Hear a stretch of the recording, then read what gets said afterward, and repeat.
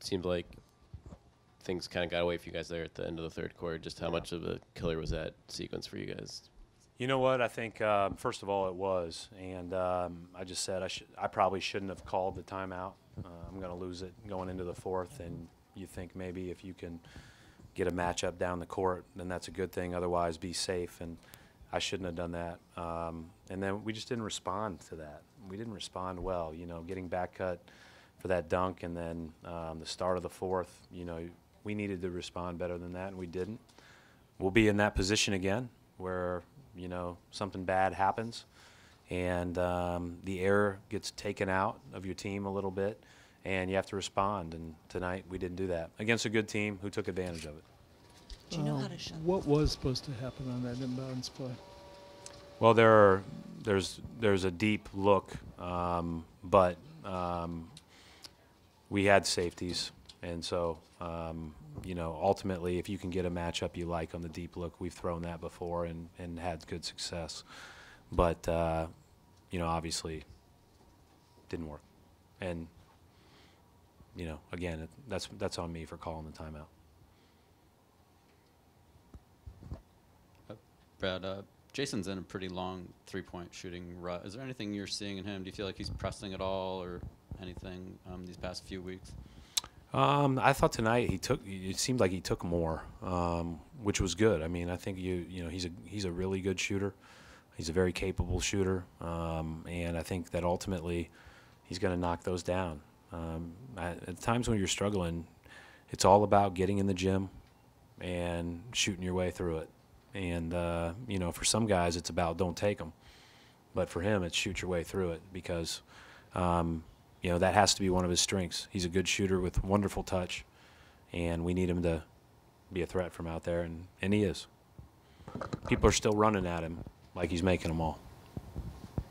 Coach, in that stretch, were they doing anything execution-wise into the beginning of the fourth quarter?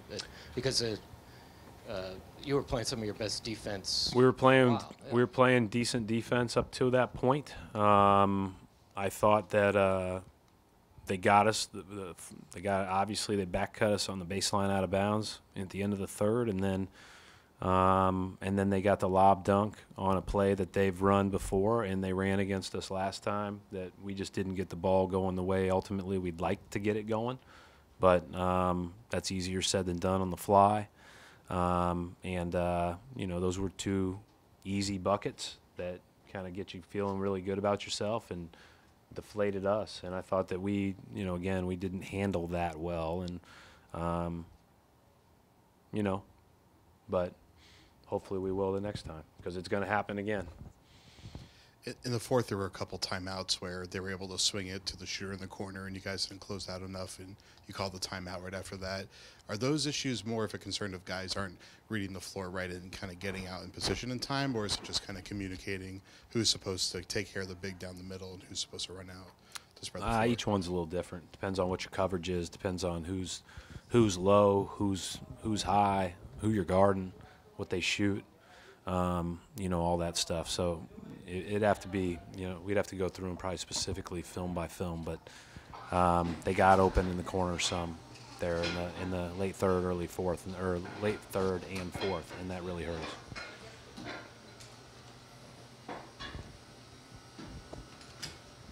Looked like Isaiah got pretty emotional during the reception. He obviously got a chance to get him. What did you think about the way the crowd kind of reacted to him and just kind of having a moment like that here tonight? Well deserved 10 times over.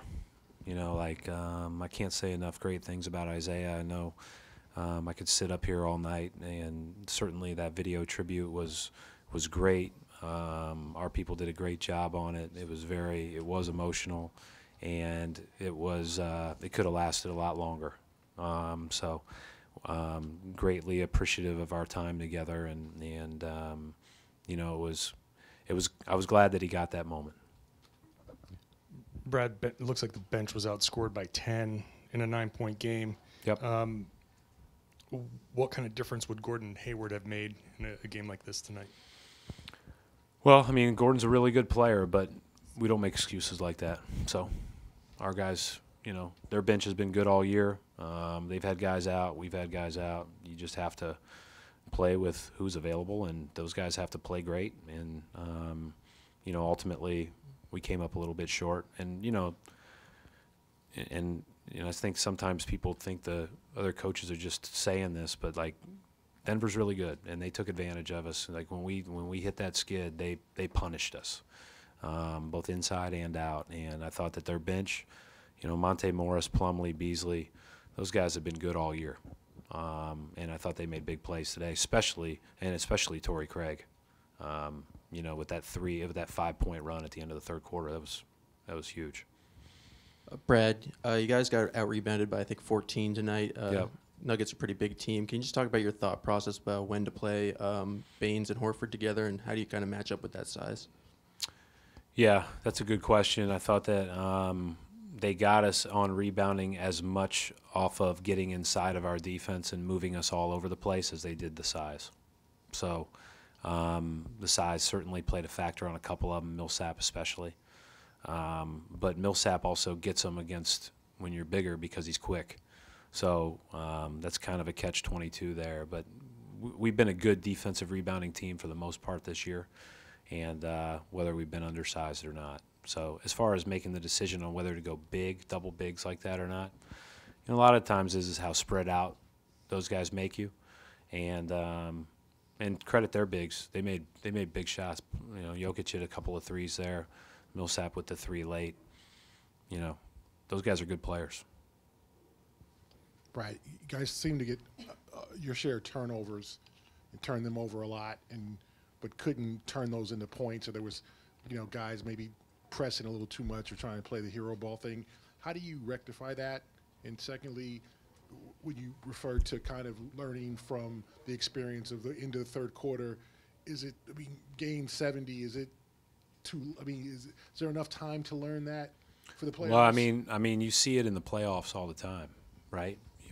People have played 82 games, 90 games, 100 games. The circumstances of a game and the emotions of the game are hard to move past, but the great ones do. The great teams do. And that's just what you want to get to. You want to get tough enough as a group to be able to move on to what's next. That doesn't always happen. Every game's unique, but you want to be able to do that as much of the time as possible. So I do think that even though it is game 70, 71, whatever it is, yeah, you remember this. You can sit back in the huddle and say, when that happened last time, this ain't happening again. And there can be a resolve in that. There can be a teamness in that. But it's going to take us to sit in there and do it for it to happen. And, we'll see. Thanks.